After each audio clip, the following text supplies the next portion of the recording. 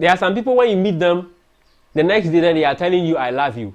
That is a clear sign that this person is not for you, and you should be running away, because it takes some time for somebody who is the right person for you to tell you that I love you. Hello, thank you for joining me on this channel. My name is Emmanuel Junior Asan, and on this channel we talk about life, we talk about love, and we talk about marriages. So today I just want to share with you how you'll be able to tell if the person you are looking at or the person you are in a relationship with is the right person for you. Then maybe afterwards I will share with you how I am married. I'll share with you how I was able to know that my wife was the right person for me. Okay, so let's get right into it. So first of all, before you be able to know the right person for you, you need to know yourself. You need to know yourself and what you want. That's the very, very, very first thing that should be happening. What do you want in life? Who are you? What are your strengths? What are your weaknesses? What temperament combinations do you have? Maybe in another video, I will share with you what we talk about when we are referring to temperaments. So you see that there are different types of temperaments. People have a combination of them, but one sticks out more. So we have the sanguines, we have the melancholics, we have the phlegmatics, we have the cholerics. Then there's a fifth one as well. And a combination of these things define who you are when it comes to the way you respond to things, the way you see things, the way you behave. All those things come into play. Then where you have been brought up, the environment in which you grew up also plays an important role. Your strengths, the things you are good at, and your weaknesses, the things you are not good at. All those things should play a very important role in knowing yourself first before trying to know if somebody will be right for you. For instance, it's just like, you buy a car, and then you want to know what fuel will be good for the car. You need to know the type of engine that was made and the type of fuel based on which the engine was made. Then you can go and buy a fuel. But if you don't know anything about the car and you just go ahead and pour some kind of fuel into the car, you might end up destroying the car. That is the thing. You see the point? So first of all, I think that for you to be able to know the right person for you, you need to know yourself first. If you are able to know yourself first, you understand yourself to some degree, you have knowledge about yourself, then you can be able to know who is right for you. That's the first thing. Then number two, if you are at peace with the person, so when the person is around you or when you are around the person, you are at peace. You don't feel the need to be extreme when it comes to you being nice, when it comes to you being, free to move around, when it comes to you expressing your views on issues, on certain things, when it comes to you talking about issues and on, you are at peace around the person. You are free to express yourself around the person. Then that person might be the right person for you. But that one also mostly depends on the kind of knowledge that you have. That is why on the first point I made, you need to know yourself. It means that you need to have a lot of knowledge about yourself and about others, about the opposite sex as well, to be able to know who the right person will be for you. Yes, it is true that nowadays there are so many masks that people are putting on. So it might be difficult for you to tell who the right person is for you. But then these are some of the few things I think you can do to know the right person. If you are at peace with the person, inside your heart, inside your feelings, you don't feel threatened around the person, you are free to express yourself, that person might be the right person for you. Then another thing that would make you know that this is the right person is that your priorities would kind of line up in some way, or they complement each other. For instance, maybe you meet the person, you are in a relationship with the person, You know, every time the person wants something, the person decides to do something, it is like that is the exact thing you are also deciding to do. Or what the person is deciding to do kind of complements or feeds or ties into what you also want to do when it comes to your priorities, the things that you prioritize in your life. Maybe you are somebody who prioritizes waking up early, you know, to do certain things. And maybe your partner or the one who came into your life also likes to wake up early to do something else.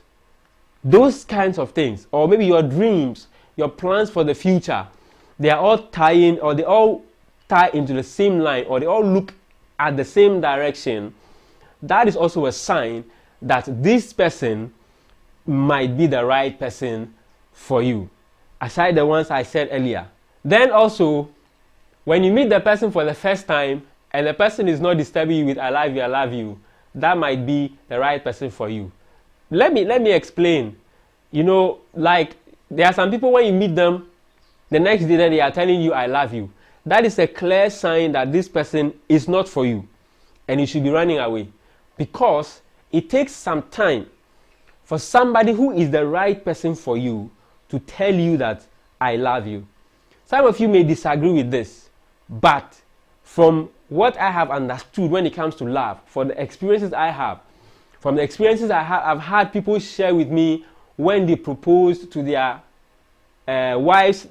So wives, it means they are married now and they are happy in their marriages. You can see that most of these people who have successful marriages, they don't just move to their partners with I love you, I love you. No. They begin with friendship. They build it to some point before all these things start flying in. That is why I'm saying what I'm saying. If you meet somebody the first time, after a day or two, the person is telling you I love you, please, that is a sign that this person is not for you, because real love takes some time to develop. You know, this particular point is what accounts for, you know, the many broken hearts and problems we have in the world right now.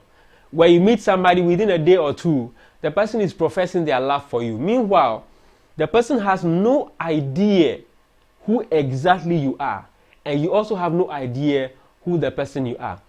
The person has lived his or her life for years, 18 years, 20 years, 30 years. And you meet the person for less than a month and you are saying you love the person. It is not possible. It cannot be possible. You see the thing? So if you meet somebody, just, you know, meeting the person within a week or within some few days, the person is telling you, I love you, you should be watching. Or you should know quickly that no, this person may not be the right person for me.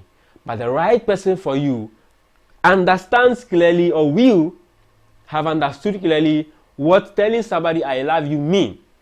So they take their time to watch, to understand exactly who they are meeting before they begin to tell you I love you, or before you begin to tell the person I love you. Yeah. So that is how you know that this person is for you or not. Then the next point, how you'll be able to know if somebody is for you, is once again, you know, building on the first point that I made, which is knowing yourself. Now, when you understand temperament, you begin to understand that your temperaments, you know, they are attracted to their opposites. So for instance, somebody who is a sanguine, who is always happy, excited, talks a lot, will be attracted to somebody who is probably a melancholy, because a melancholy would is the type of person that is reserved, thinks a lot before they talk. So the opposites will attract themselves, and that actually becomes the source of problems in the marriage, because maybe the sanguine is talking, he expects the melancholy also to talk and on, but the melancholy will not talk. The melancholy will just be there and say one thing at a time. At a point in the marriage, then that becomes the problem. But then that is actually the best option. That is what I think. You know, you may disagree with it. That is fair enough. But that's what I think. When you know your temperament, you go for somebody who complements your temperament. You don't go for somebody who is exactly, you know, having the same combination of temperaments that you have. So let's say you are choleric. you also go for a choleric partner. No, there will be fights in the house every time. There will always be fights in the house. But a choleric will go for somebody who is maybe a phlegmatic, or maybe a sanguine, or maybe a melancholy, so that there is that balance. So that's how you're able to know that, no, this person will be the right person for me. After you've stayed with the person, you've seen the person's temperamental combinations, that can also tell you that this person will be the right person for you. Then the next point is that when the person doesn't agree with you on everything, that person might be the right person for you. Very important. Now, when the person always agrees with everything that you do or say, this person may not be the right person for you.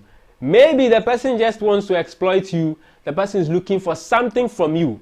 That is why he or she will agree on everything that you tell, you say, or you do, just for him or her to get what he or she wants and bounce. But somebody who is the right person for you will not always agree with you. There are times where the person will disagree with you seriously on certain things, for the good of yourself or for the good of the relationship. When you see these things, it shouldn't drive you away. You don't make it look like, this person, you're always fighting, blah, blah, blah, blah, blah. No, take your time and understand why the person is disagreeing with you, and understand the perspective of the other person. You may appreciate the fact that the person disagrees with you when you understand the perspective of the person as well.